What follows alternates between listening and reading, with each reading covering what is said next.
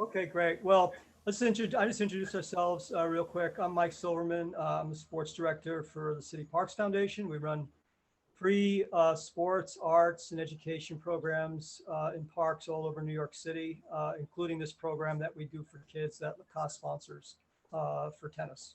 Okay. Nice to meet you. Yep. Jonathan, you want to introduce yourself? Hi, Daniil. I'm Jonathan Gamberg, Associate Director of Sports. I work alongside Mike to help deliver those programs all throughout New York City here. Thanks very much for taking the time and joining us tonight. Nice to meet you too. Okay, Keith. Daniil, how are you? I'm the Director of Tennis for the Lacoste program, and it's a pleasure to have you on and to have our students be able to ask some questions of world number 2 and future Grand Slam champion. So thank you very much. Thanks. Great. Well, so we, the kids are really excited to ask you these questions that they've sent in. And so what we were thinking, if it's okay with you, is we have a whole bunch of questions.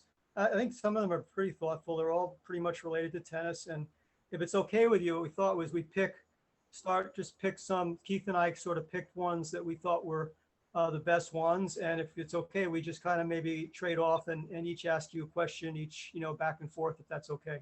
Of course, no problem for me. Perfect. Easy. Okay, great. Okay, well then I'll start off. This question comes from Akash Hangal, who's age 16. He's been in our academy for, I don't know how many years, Keith, maybe 4 or 5 years at least. So, yeah. And so his question is a very general but simple one that many kids ask, which is, what advice do you have for competitive juniors that are hoping to play professional tennis? Yeah, it's always tough to choose one advice because, it's like maybe one day I'm going to be a coach, who knows, and then you're going to try to give advices and a lot of them. But if I have to pick one, I would say just give your best. I would say generally in life, but if we talk about tennis, it means on practice and on tournaments. My advice here is to give your best on practice and on matches. Like this, you will have no regrets because we know that it's not everybody who's going to be able to make it to top 10, to top 100, to top 1,000 or whatever. It's not easy. Somebody's gonna fail, but if you give it your best, if you give your best try, if you do everything professionally and at 100%, that's how you can have no regrets, where you're not going to be there after 5 years and saying, okay, maybe I should have done more all of these 5 years. So that's my advice. Yep. Okay, very good. Okay. Keith, do you have one you'd like to give? Yeah, Daniil, Emily Snyder, who is 12 years old, asked this question. What motivated you most to try and make it on the Pro Tour?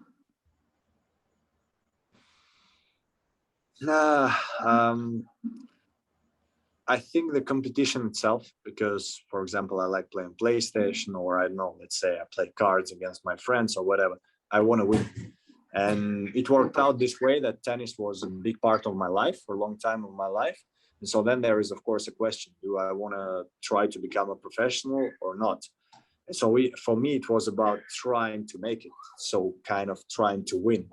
When I say win, is trying to make it to the top 100. When you achieve it, trying to make it to top 50 and higher with more titles and maybe Grand Slam coming. So right now, my goal to win kind of in life is to win a Grand Slam or become number 1. And so that's my motivation, to try to become a better version of myself as a tennis player. If it's about life as a human being, sometimes I don't succeed when I lose matches or when I do something that I'm not proud of outside the court or something, but at least I'm trying. Mm-hmm. Okay, great. This question is from let's see, I'm going to ask this one from Sylvia Fielnick. Is that how you say it, Keith? Fielnick? That sounds good to me. Yeah. So this is a very, very specific question.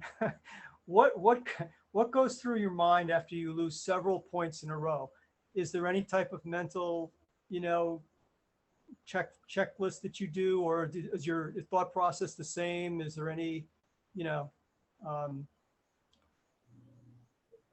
that's Uh, it.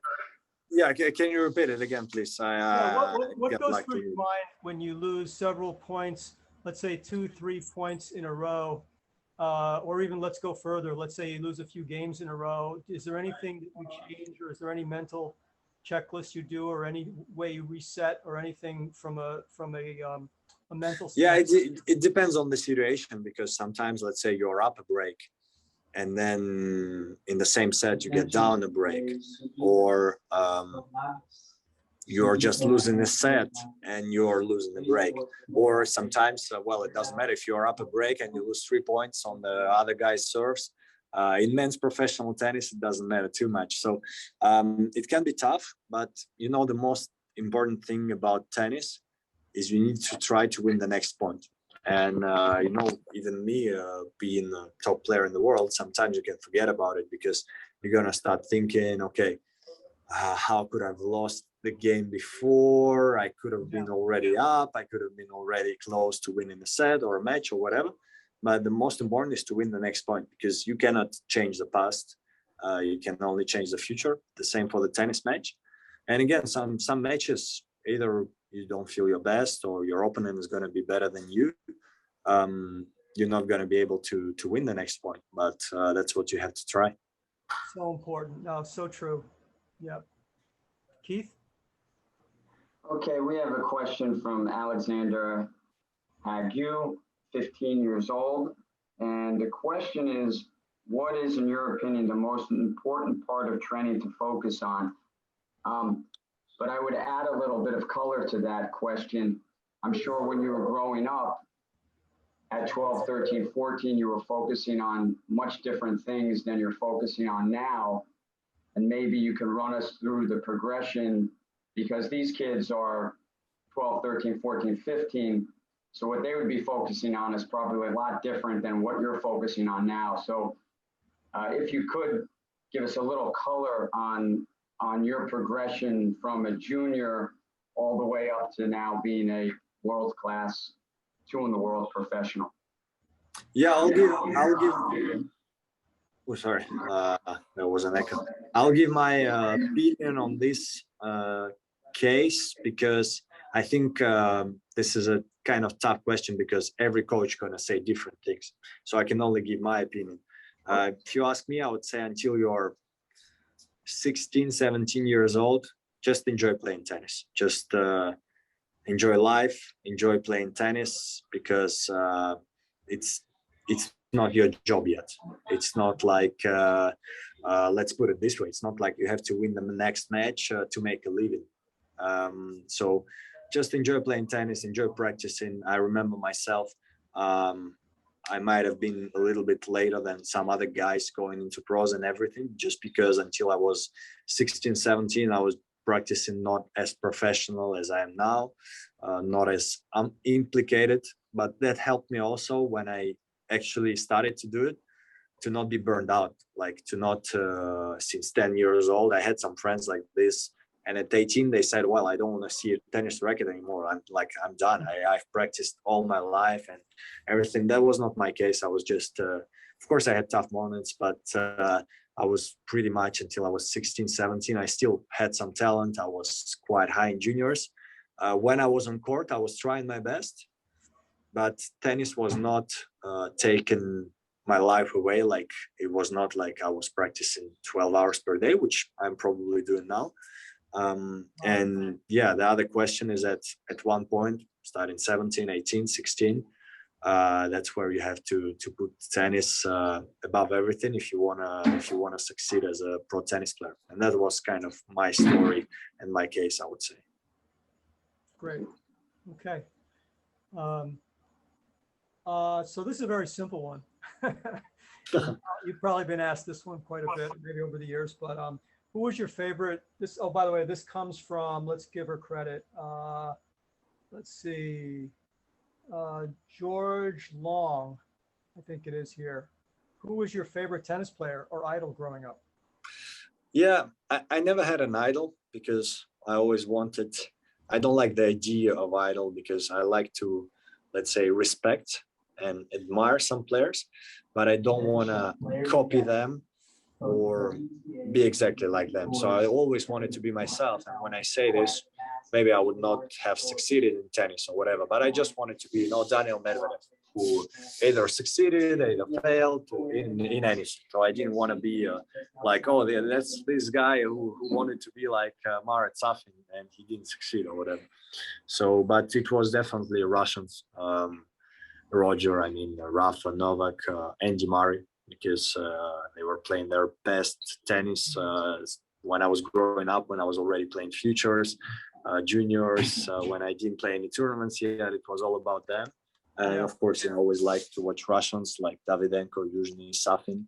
I didn't see Kafelnikov play. I was too young, which is a pity because he was a very strong player. And yeah, I think there goes the list. Okay, great. Keith, you got something? Yes, this comes from Catherine Soto, who's age 16. And it's a similar question. Was there a specific person that inspired you to become a great tennis player? And I guess it doesn't have to be a professional, but was it your parents or someone in your family or a relative that inspired you or gave you the confidence to become as great as you are? I'm thinking. I'm trying to find this person. You don't have to have a person. It's okay. It could just be you. No.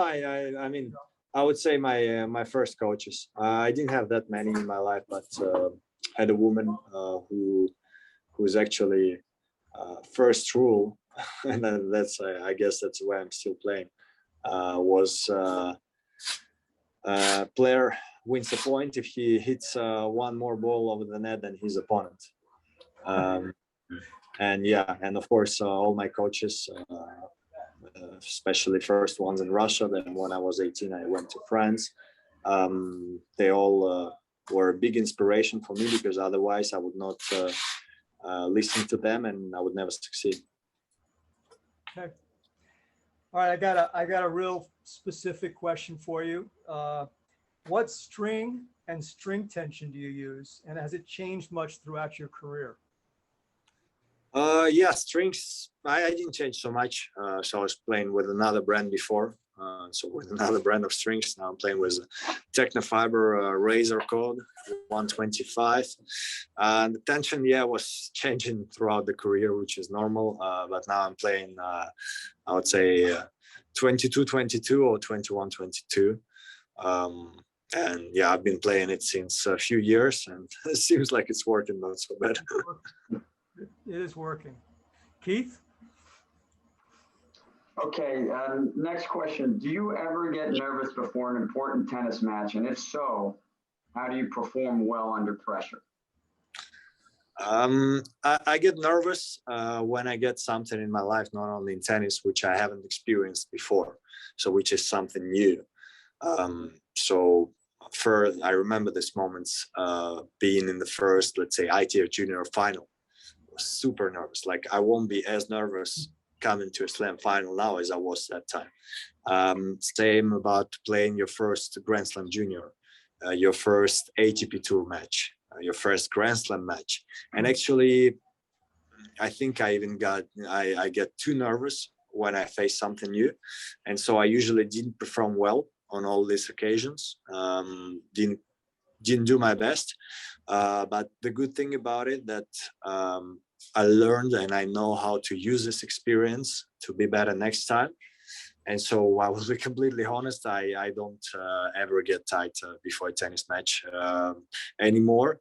Maybe just a small sensation, just when you wake up and you just know that you have a match. So it's not like if you wake up at 11 and you think, okay, I'm going to have a brunch and I'm going to go watch TV. You know that you have a match, so you pump up your body, but it's not anymore tightness. It's just a good pump up. But again, something really normal to be nervous. I was many times, but I think what is good that I learned how to get through it with experience.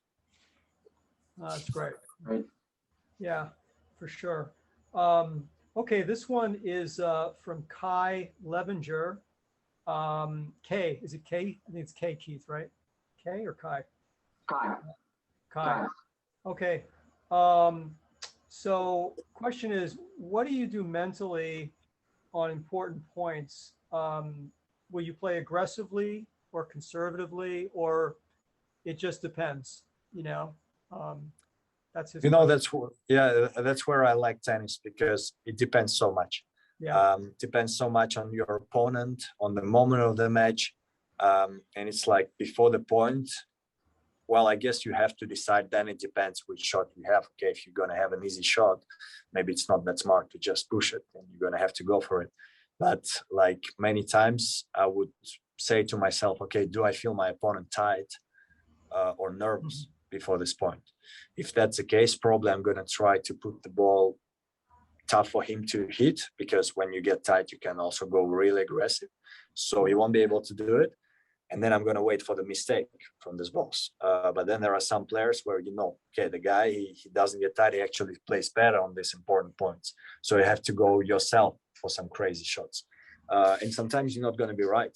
Like even talking about last match against Rublev, if I'm not mistaken, I had a break point in the first game of the second set. I might be mistaken. Well, I remember having a break point where I went a little bit slower to his backhand, because I thought he's going to be tight and a little bit, shaky. And he turned around with the forehand and started moving me around the court, and I lost the break point. So it was not a good decision. But again, that's tennis. So that's where you have to practice everything, so that your opponents won't know what you're going to do next. Because again, I'm considered, I would guess, as, especially before, now maybe less, but as a defensive player. But then if you watch some breakpoints, I do winners, and that's where, my opponents, I don't want my opponent to know what I'm going to do next. That's for sure. I'll just say that, just me talking. I think it's great, Keith. Just trying to learn. Yes, there's a question here about how do you prepare for a major Grand Slam tournament like the US Open? How do you warm up, and how do you prepare yourself mentally and physically? Is it this is something you do differently for the Grand Slams, or is it the same for every tournament that you play? Yeah, I would say it's pretty much the same, because, well, you cannot invent new things when you win a lot of matches on the tour just before the Grand Slam. You're not gonna, change everything. Of course, the biggest difference is that you play out of 5 sets. If I talk about myself, I try to work really hard physically when I have opportunities during the season, to kind of prepare myself, let's call it, for Grand Slam. Because when you prepare for these tough matches, you know that you're gonna be good for best out of 3. So the main difference is, of course, physically. And again, experience is a big key. Like I think I lost first 6 5-set matches. Now this year I finally won 2, I think.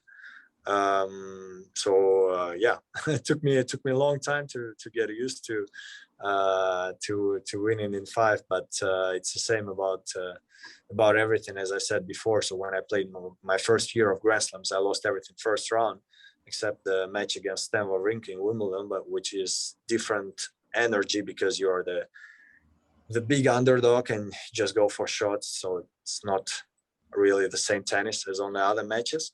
And then step by step started just getting into it and knowing what to do better.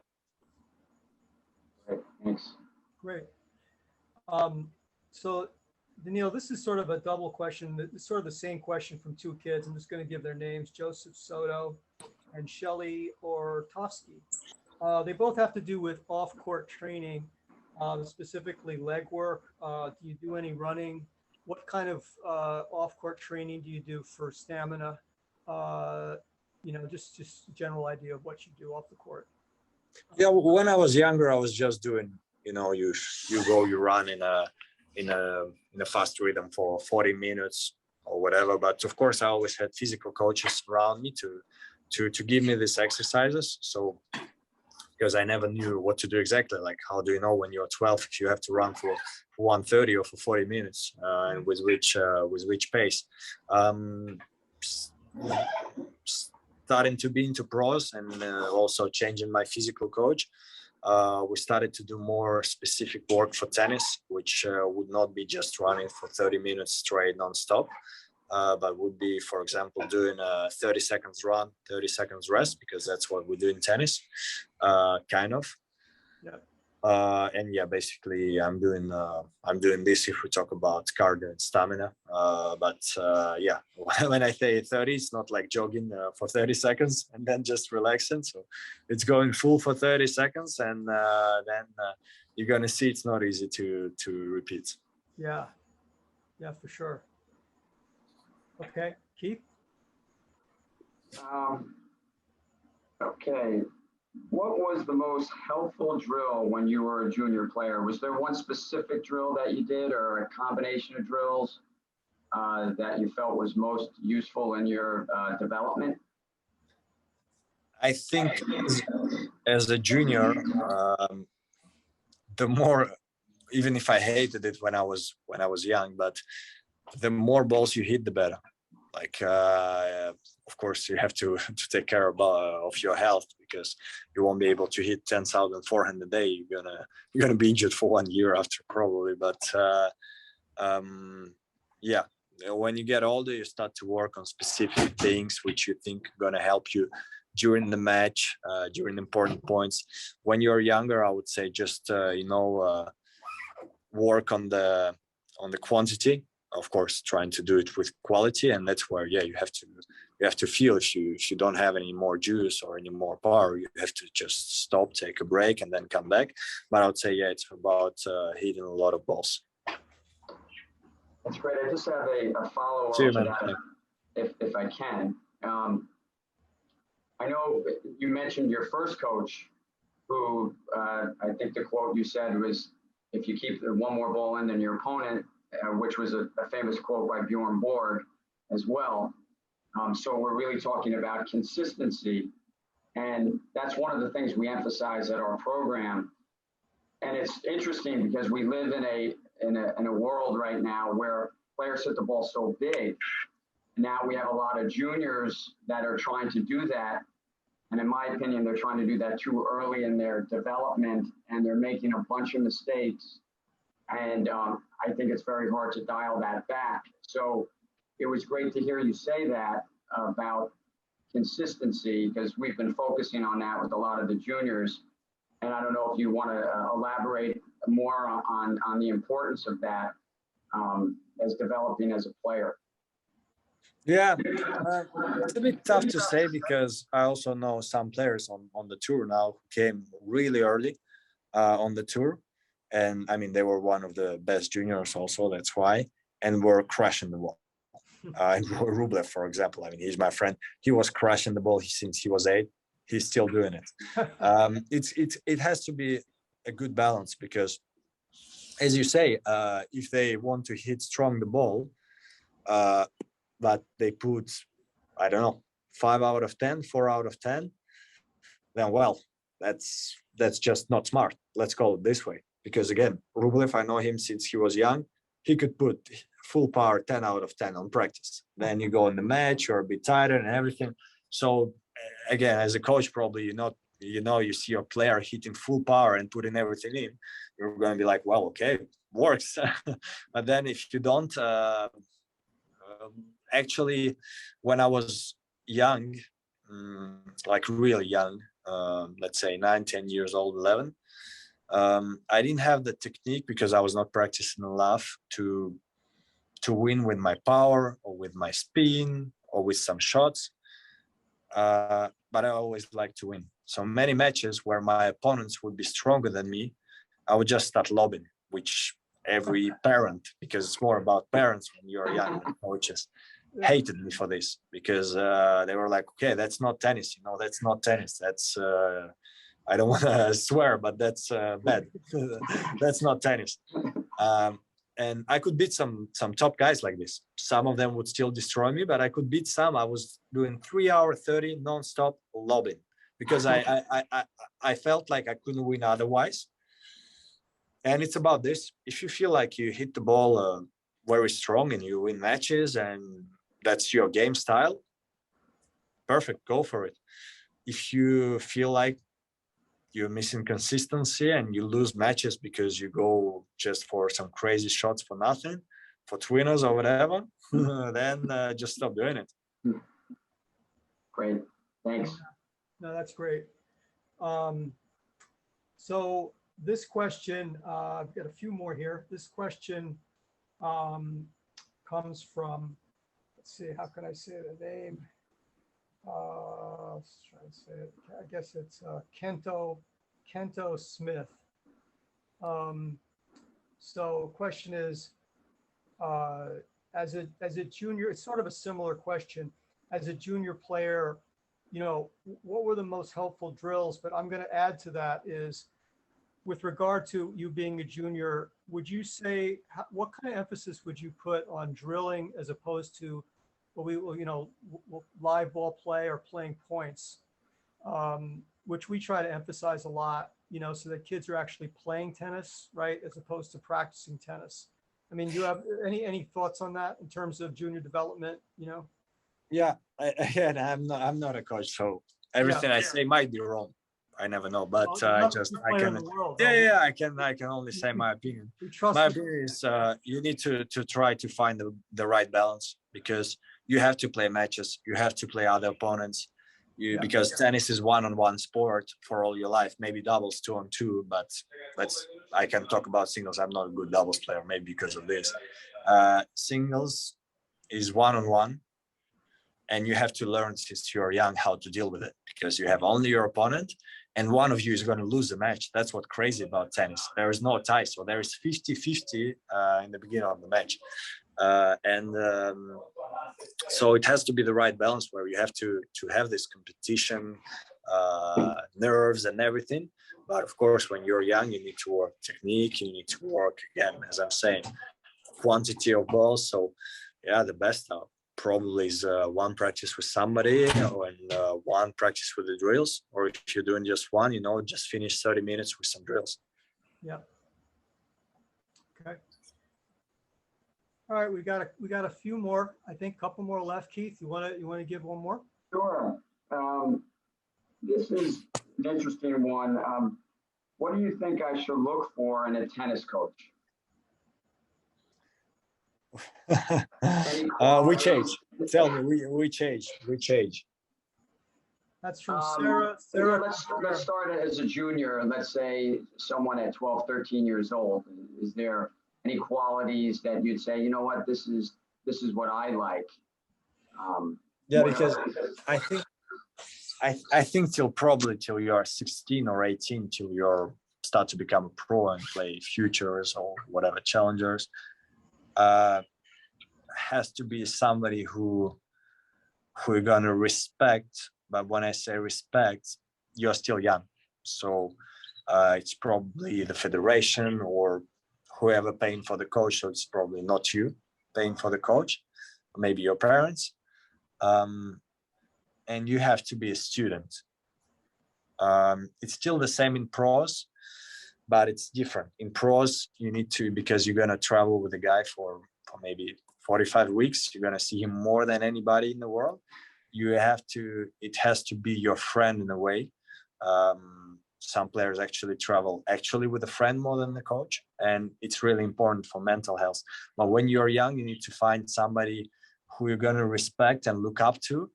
I don't want to say scared, because that's actually not the good thing, but who's going to say, for example, okay, I want you to run 10 laps around the courts for, I don't know, and who's going to explain the reason why, and you're not going to be there saying, no, I don't want, I don't want to hear this from him, I don't want to do it.